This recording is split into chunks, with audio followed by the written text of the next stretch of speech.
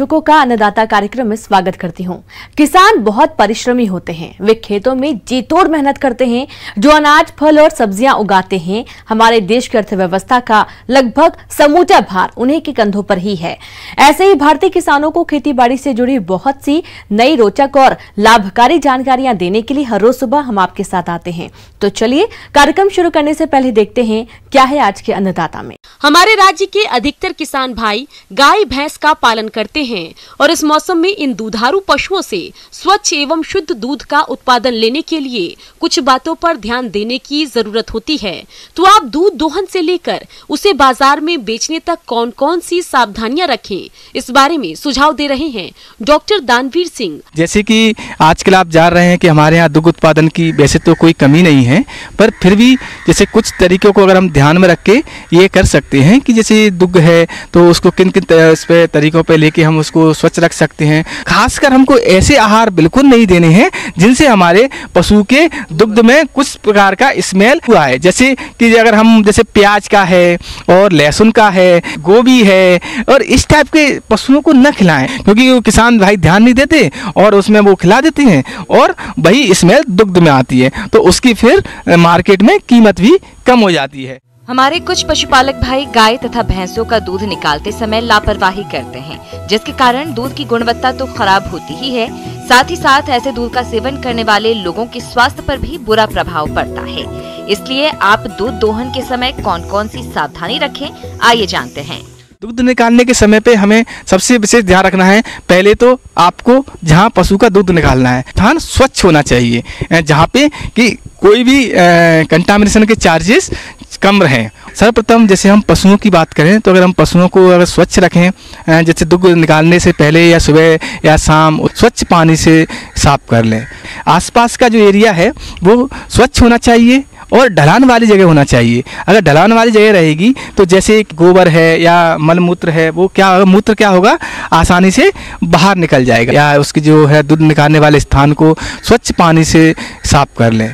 उसके बाद में जैसे कि पानी है और उससे क्या करें, उसके थनों को अच्छी तरह से धो लें और कोशिश करें कि हम अपने हाथ भी दुग्ध उत्पादन करने से पहले या दूध धोने से पहले उसको या तो साबुन से या किसी अन्य उस पदार्थ से जिसके द्वारा हम उसको अच्छी तरह से धो लें। तो इससे क्या रहेगा कि कम से कम संक्रमण होने के चांसेस रहेंगे। दूसरी विधि है कि जो बर्तन हैं जिनको हम समय रहते उसको क्या करें कि साफ कर लें। जैसे कि बर्तन हमारे हैं, ऐसे दूध निकालने वाले बर्तन हैं या दूध रखने वाले बर्तन हैं, उसको नियमित रूप से हमें अच्छी तरीके से साफ करना है और उनको साफ करने के बाद उसे हम उल्टा रख दें धोने के बाद में और सुखाएं। सूक्ष्म कीटाणु हैं उनको नष्ट कर देता है। इसके एक विशेष प्रकार के बर्तन होते हैं जिनका है ना मुंह का दुहानी वो छोटी होती है और उसका जो एरिया है वो कम रहता है। कुछ बीमारियां ऐसी हैं जो पशुओं से आदमियों को भी लगती हैं और आदमी से पशुओं को भी लग जाती है। दुग्ध निकालने वाला है वह भी कोशिश करे कि जैसे कि सर्दी, खांसी या किसी भी संक्रमित बीमारी से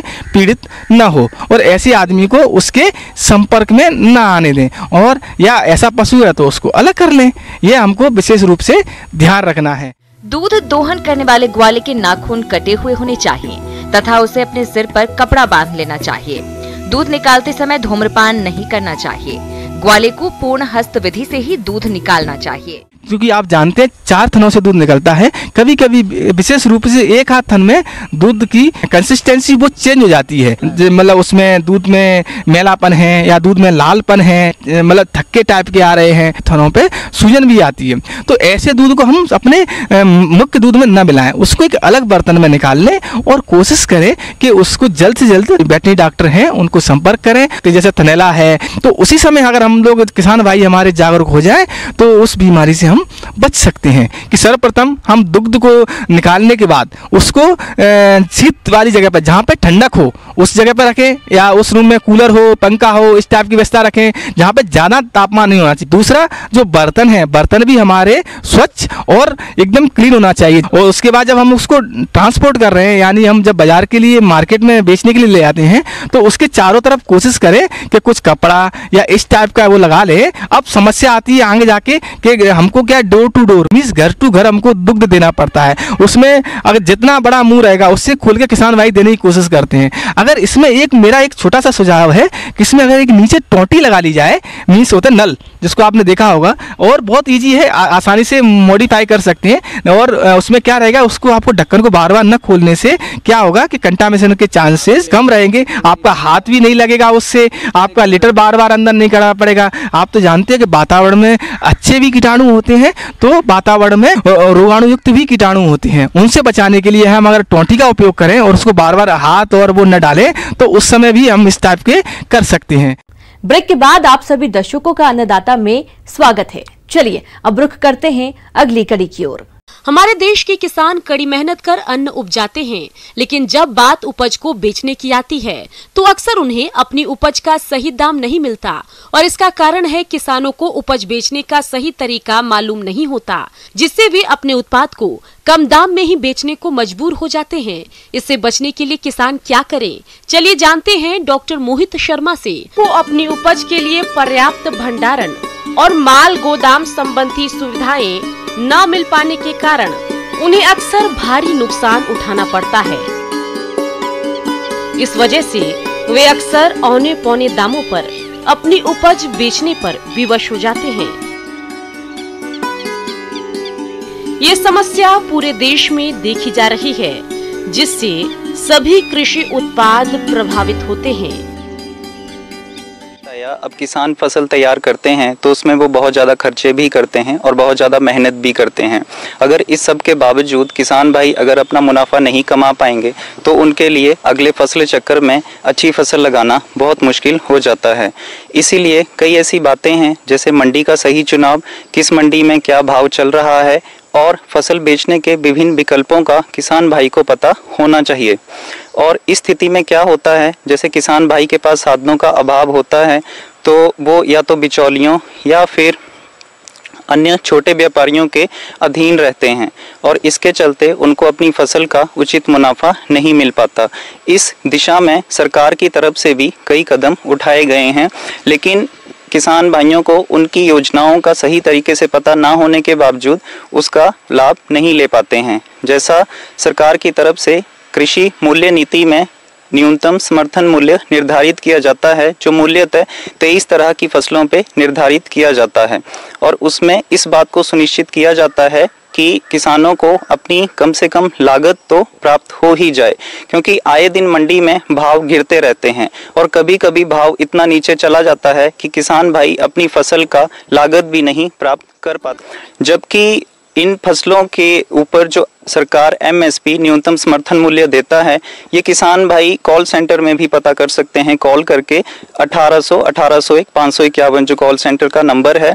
और अगर हम राज्य सरकार की बात करें तो राज्य सरकार की तरफ से PACS, primary agriculture cooperative society और आपका व्यापार मंडल के द्वारा ये खरीद की जाती है। इसमें इस बात को सुनिश्चित किया जाता है कि किसान भाइयों को बुआई से ठीक पहले इन मूल्यों का पता चले। इसके अलावा जो हम बात कर रहे थे कि मंडी में बहुत ज़्यादा किसान भाई अपना उत्पाद अच्छे से नहीं बेच पाते, तो इसके लिए किसान भाई आपस में छोटा ग्रुप बना सकते हैं। ग्रुप में बना के उनको क्या मदद मिलेगी कि वो अपना ट्रांसपोर्टेशन कॉस्ट भी बचा सकते हैं।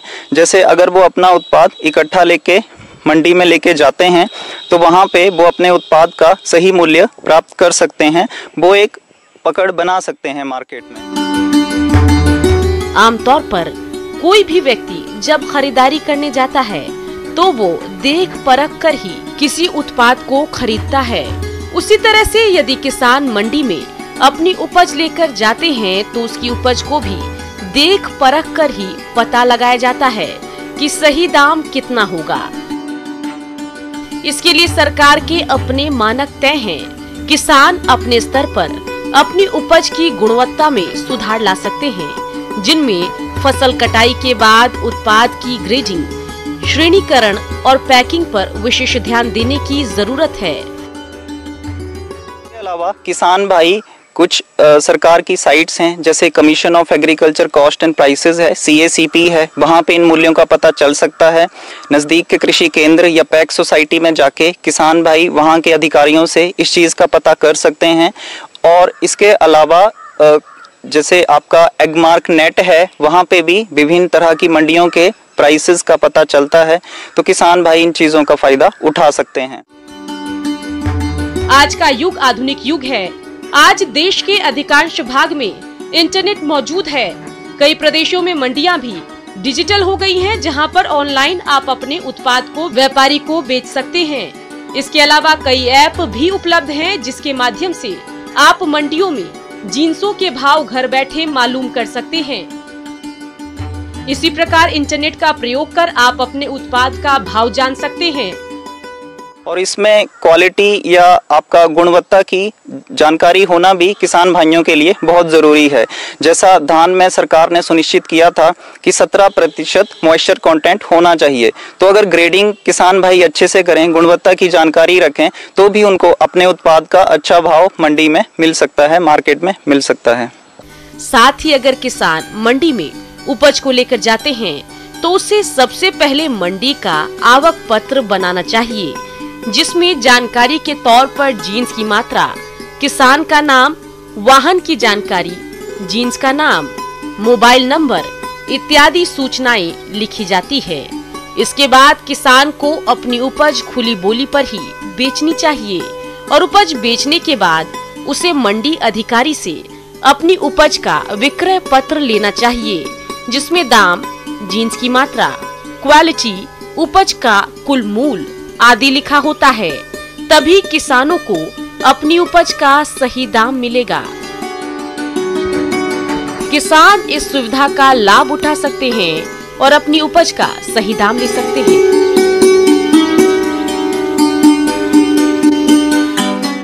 ब्रेक के बाद एक बार फिर से आप सभी दर्शकों का अन्नदाता कार्यक्रम में स्वागत है। बढ़ते हैं अगली प्रस्तुति की ओर। हमारे राज्य के जो किसान भाई अरहर की खेती कर रहे हैं, तो उनकी फसल में कई हानिकारक कीट और रोगों का प्रकोप देखने को मिल रहा है, जिनका समय से नियंत्रण नहीं किया गया तो यह फसल को भारी नुकसान पहुंचा सकता है। तो आप अरहर की फसल में कौन कौन से पौध संरक्षण उपायों को अपनाएं, इस बारे में सुझाव दे रहे हैं जिला भोपाल के विषय विशेषज्ञ पीयूष श्रीवास्तव। जैसा कि आज हमारा जो विषय है वो अरहर की फसल है, जिसको हम तुअर या पीली दाल के नाम से भी जानते हैं। तो इस समय वो उसकी स्थिति फूल और दाने पड़ने की स्थिति पे है, तो सबसे ज़्यादा इस समय कीट और रोग पर नियंत्रण रहता है। तो सबसे पहले जो हम बात करेंगे वो रोग उसको और उसकी रोकथाम की होगी। जो अरहर में मुख्यतः जो लगता है वो उकटा रोग लगता है। ये जो उकटा, इसको विल्ट रोग कहते हैं। ये फ्यूजेरियम फफूंदी द्वारा फैलता है और ये बहुत ज़्यादा आपको अपनी फसल को हानि पहुंचा देता है। और इसके जो लक्षण हैं वो ज़्यादातर आपको रूट्स में दिखाई देते हैं। जो अरहर की जड़ें होती हैं वो काली रंग की हो जाती हैं और शाखाएं भी गल जाती हैं। और इस रोग के प्रभाव से पौधों के ऊपरी भागों का परिभ्रमण रुक जाता है, यानी बढ़ना, उसकी ग्रोथ रुक जाती है और पौधों की पत्तियाँ पीली पड़कर गिरने लगती हैं। इसकी रोकथाम की जो स्थिति है उसमें 3 वर्षीय आपको फसल चक्र उपयोग करना चाहिए। जिस खेत में उकटा रोग अधिक लगता हो वहाँ 3 से 4 साल अरहर की फसल नहीं लेनी चाहिए।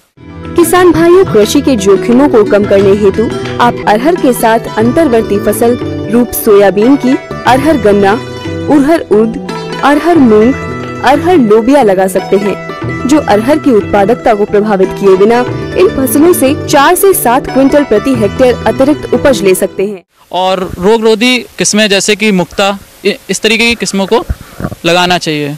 और एक रोग और है इसमें मुख्य जो लगता है वो आपका धब्बा लगता है, या इसको पत्तियों के चकता वाला रोग भी कहते हैं, और ये भी फफूंदी द्वारा ही फैलता है। इसमें जो लक्षण है, इसमें पीले और काले रंग के धब्बे और चकतग्गे दिखाई देने लगते हैं। इसमें पत्तियां जो होती हैं वो मुड़ जाती हैं और गिरने लगती हैं। इसकी रोकथाम के लिए भी पौधों की पत्तियों को उखाड़कर जला देना चाहिए, या फसलों की हेर फेर करके इसकी क्षति को बचाया जा सकता है, या जिनेव 0.25% घोल का छिड़काव 2 से 3 बार करके इस पे नियंत्रण पाया जा सकता है। किसान भाइयों, जैसे कि अभी हमने बात करी अरहर में लगने वाले रोगों की, इसी तरीके से अरहर की जो हमारी फसल होती है, तुअर जो होती है, इसमें कुछ कीट भी लगते हैं, जिसमें से मुख्य जो कीट्स हैं, जैसा कि पहला जो कीट है वो फली मक्खी है। ये जो होता है, ये छोटा छेद बना के आपकी जो फलियां होती हैं उसमें इसकी उल्ली जो होती है वो अंदर घुस जाती है और दाना खाकर अपने जीवन चक्र को पूरा करती है, और पूर्ण होने पर यानी बड़ी होने पर ये उससे बाहर निकलती है, और व्यक्तिगत जो फलियां होती हैं, जो बढ़ती हुई फलियां होती हैं, उसमें ये अपने अंडों को दे देती है और मेगट के बाहर आने पर दाने खाने लगते हैं। और अरहर की जो हमारी फली होती है उसमें जो दाना होता है उसका सामान्य विकास रुक जाता है। दानों पर तिरछी सुरंग जैसी दिखाई देने लगती हैं। फली में छोटा सा छेद दिखाई देता है। फली मक्खी 3 सप्ताह में अपना जीवन चक्र जो होता है उसको पूर्ण कर लेती है। और इसकी रोकथाम के लिए या तो फली मक्खी ग्रस्त पौधे होते हैं या तो उन्हें उखाड़ के फेंक देना चाहिए, या रासायनिक तरीके से प्रोफेनोफास 50 के 1000 ml मात्रा 500 लीटर पानी में घोलकर छिड़काव करने से भी इस पर नियंत्रण किया जा सकता है। जो हमारी अरहर की जो तुअर की फसल है उसमें एक मुख्य कीट और लगता है जिसको हम फली छेदक इल्ली के नाम से भी जानते हैं। इसमें छोटी छोटी इल्लियाँ होती हैं जो हमारी फलियों के ऊतक को खाती हैं। बड़े होने पर फली जो होती है वो खराब हो जाती है, नुकसान ज़्यादातर पड़ जाता है। दाने व बीज में भी नुकसान काफ़ी होता है। और जो इल्ली जो होती है वो फली में टेढ़े मेढ़े छेद कर देती है, सुरंग टाइप में बना देती है। और मदा कीट जो होती है वो सफ़ेद रंग के अंडे दे देती है। इसकी रोकथाम के लिए या तो ग्रसित पौधों को खेत से निकालकर बाहर कर देना चाहिए। इसके नियंत्रण के लिए 5% निवोली का सत्व का छिड़काव करना चाहिए। तीसरी और चौथी बार यदि फली भेदकों का प्रकोप जारी हो तो निकैली का 5% सत्व अथवा NPV विषाणु 350 सूड़ी समतुल्य को घोल इसका छिड़काव करना चाहिए। सस्य क्रियाओं के द्वारा गर्मी के महीने में खेत की गहरी जुताई करना चाहिए। समय से पहले फसल की बुआई करनी चाहिए जिसमें हानिकारक कीटों का प्रकोप कम हो। ज्वार के साथ अरहर की अंतः फसल 4 से 2 बोनी चाहिए, जिससे ज्वार में डंठल चिड़ियों के बैठने के डंडे के रूप में काम आते हैं, जिन पर बैठकर वो कीटों को खाती हैं। इसके साथ अधिक घनी फसल पर कीट प्रकोप अधिक होता है, अतः संतुति से अधिक बीज नहीं बोने चाहिए। और रासायनिक नियंत्रण में अगर बात करते हैं तो इंडोक्सा कार्ब 14.5 EC 500 ml या एसीफेट 75 WP का 500 ml लीटर पानी में घोलकर छिड़काव करने से भी इस पर नियंत्रण किया जा सकता है। किसान भाइयों की जैसा कि अभी जो हमारी बात हुई अरहर के बारे में, तो इन्हीं सभी चीज़ों को ध्यान में रखते हुए हम अपनी फसल की आगे भी देखरेख करेंगे, अच्छा उत्पादन पाएंगे। और जिस तरीके की स्थिति अभी हमारे यहाँ चल रही है कोविड-19 को देखते हुए, महामारी जो फैली हुई है उसको देखते हुए थोड़ी सी सतर्कता अपनाएं, मास्क लगाएं, निरंतर अपने हाथ धोएं, हाथों को कम से कम 10 से 15 सेकंड तक धोते रहें और सोशल डिस्टेंसिंग का पालन करें। खेत में कार्य करते समय उचित दूरी बना के रखें और इस महामारी से जंग जीतने में अपना सहयोग करें। अन्नदाता हेल्पलाइन निःशुल्क फोन संपर्क सेवा के माध्यम से आपके द्वारा पूछे गए प्रश्नों में से 1 या 2 महत्वपूर्ण प्रश्न को हम अपने कार्यक्रम में शामिल करते हैं और इसी के तहत आज का चयनित प्रश्न और उसका जवाब इस प्रकार है। अन्नदाता निःशुल्क फोन संपर्क सेवा के माध्यम से पूछे गए प्रश्नों में से आज हमने जिस प्रश्न को कार्यक्रम में शामिल किया है उसे पूछा है ग्राम उमरिया खुर्द, जिला इंदौर के कृषक शिवलोक पाटीदार ने। यह हल्दी की फसल में किए जाने वाले जरूरी कार्यों के बारे में जानकारी चाहते हैं। तो शिवलोक पाटीदार जी, आपकी जानकारी के लिए प्रस्तुत है कार्यक्रम का ये अंश। जैसा कि हम जानते हैं कि हल्दी मुख्य रूप से मसालों के रूप में प्रयोग की जाने वाली फसल है। हर घर में, प्रत्येक घर में इसका उपयोग किया जाता है मसाले के रूप में, और इसका औषधीय गुण भी है। और आजकल तो इसको कॉस्मेटिक के रूप में भी बहुत उपयोग किया जा रहा है। तो इस तरह से हल्दी काफ़ी लाभ की फसल बन गई है। किसान भाई, हम जानते हैं कि हल्दी की फसल को छाया वाले स्थान पर भी उगाया जा सकता है। अगर आपके यहाँ खेत में जगह की कमी है तो आपको फल वृक्षों के बीच में अंतर्वर्ती फसल के रूप में भी इसका उपयोग कर सकते हैं, जिससे हमें किसान भाई दोगुना लाभ ले सकते हैं। हल्दी की फसल को खरपतवारों द्वारा अधिक नुकसान पहुंचाया जाता है और इसलिए आप इनका नियंत्रण कैसे करें, आइए जानते हैं। हम देखते हैं कि हल्दी की फसल में खरपतवारों का भी हमें प्रबंधन करना चाहिए, क्योंकि इससे चौड़ी और सकरी पत्ती वाले खरपतवार पाए जाते हैं। अगर हम उनका प्रबंधन नहीं करेंगे तो हल्दी की गांठ सही तरीके से नहीं मिलेगी। खरपतवार का मुख्य समस्या ये है कि हमारे जो पौधों को हमने खाद उर्वरक दिए हैं उसका अवशोषण खरपतवार भी कर लेते हैं, जिससे कि पूरा लाभ पौधों को नहीं प्राप्त होता हमारे दिए गए उर्वरकों का। अगर हमको समय समय पर निकालते रहेंगे तो हमारे जितने दिए हुए उर्वरक हैं वो पूरे पौधे को प्राप्त होंगे और सीधा सीधा उसका असर हमारे उपज पर पड़ेगा। जब फसल करीब 30 दिन की हो जाए तो एक बार देखें कि उसमें कहीं खरपतवार तो नहीं उग रहे हैं, क्योंकि पौधे की वृद्धि उस समय कम होती है और वो उस समय पौधे की वृद्धि को रोक देते हैं। क्योंकि खरपतवार में ये समस्या है कि वो वृद्धि तेज़ी से करते हैं और हमारे पौधे उतनी तेज़ी से वृद्धि नहीं कर पाते। तो इसलिए हम चाहेंगे कि जब 25-30 दिन की फसल हो जाए तो हमारे खेत का निरीक्षण करें किसान भाई, और उसमें उग रहे अवांछित पौधों को निकालकर नष्ट करें, जिससे कि हमारे पौधों को सही प्रकार से धूप, पानी, खाद, उर्वरक मिल सके और पौधों की वृद्धि सही प्रकार से हो। और जब पौधे की गांठ बनना चालू हो जाए उस समय भी खरपतवार को नष्ट करें और उस समय खेत गांठों के ऊपर मिट्टी चढ़ा दें, जिससे कि गांठों पर विकास सही तरीके से हो। हल्दी की फसल से अधिक उत्पादन मिले, इसके लिए आप फसल में संतुलित उर्वरक प्रबंधन करते हुए सिंचाई प्रबंधन किस तरह से करें, इसकी जानकारी कुछ इस प्रकार से है। किसान भाई, जैसा कि हम जानते हैं कि हल्दी की फसल खाद के प्रेमी कही जा सकती है। इसमें खाद उचित मात्रा में देनी चाहिए और इसके लिए हमें 100 किलोग्राम नाइट्रोजन, 60 किलोग्राम फास्फोरस और 100 किलोग्राम पोटास प्रति हेक्टेयर के हिसाब से खेत में उपयोग करना है। नाइट्रोजन की आधी मात्रा, स्फूर और पोटास की पूरी मात्रा बुआई के समय देना है और नाइट्रोजन की बची आधी मात्रा को 60 दिन बाद और कुछ फसल पकते समय देना है। जब हम देखते हैं कि बारिश के समय में हमें सिंचाई देने की आवश्यकता ज़्यादा नहीं होती है, क्योंकि उस समय हमें नेचुरल तरीके से पानी मिल जाता है। अगर हमें पानी की कमी दिख रही है, फसल में हम जाते हैं और देखते हैं कि हमें उसमें पानी की कमी दिख रही है आवश्यकता के अनुसार, तो हम सिंचाई कर सकते हैं। और नवंबर के माह के बाद आपको नियमित रूप से सिंचाई देनी है और जब गांठ बनना चालू हो जाए उसके 1 महीने पहले से हमें सिंचाई को रोक देना है, जिससे कि गांठ सही तरीके से बन जाए। किसान भाई, जैसा कि हम जानते हैं कि आजकल नए नए सिंचाई के तरीके इजाद हो गए हैं, जिसमें ड्रिप और स्प्रिंकलर हैं। पहले हम लोग फ्लड इरिगेशन या बहाव पद्धति से खेतों की सिंचाई करते थे, जिसमें हम देखते थे कि काफ़ी पानी का हमारा नुकसान होता था।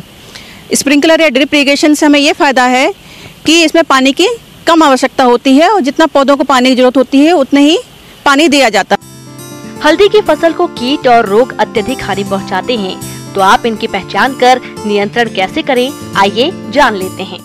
जैसा कि हम जानते हैं, हल्दी में काफ़ी सारे कीट और बीमारियों का प्रकोप इस समय देखा जा रहा है और हमने कई बार पाया गया है कि छोटे छोटे कीट पत्तियों पर चिपके हुए होते हैं, जिन्हें थ्रिप्स कहते हैं।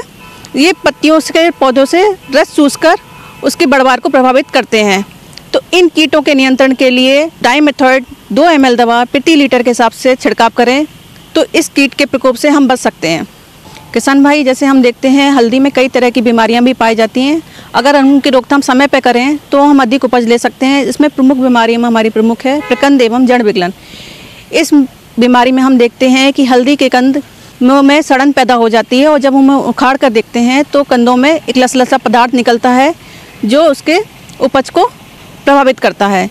तो इस उपज को बढ़ाने के लिए जब हम देखें तो रोग ग्रसित पौधों को उखाड़ के पहले तो हम जलाकर नष्ट करें दूर ले जाकर, और जो स्वस्थ पौधे हैं उनमें ड्रेंचिंग करें। ड्रेंचिंग करने के लिए सिस्टमेटिक फंजीसाइड का उपयोग करें। इसके लिए हम कार्बनडाजिम का 2 ग्राम प्रति लीटर का घोल बनाकर तनों और जड़ों के पास हमें ज़मीन में देना है। नोजल की सहायता से पौधे के ऊपर छिड़काव नहीं करना है, तो इसको ज़मीन में दें, जिससे कि बीमारी आगे ना बढ़े। अब एक हम नई अन्य बीमारी देखते हैं, पर्णचित्ती रोग। इसमें भी पत्तों पर हल्के बैंगनी रंग के धब्बे बन जाते हैं और ये बीमारी से पौधे की बढ़वार को फर्क पड़ता है और कंदों का निर्माण ठीक से नहीं होता।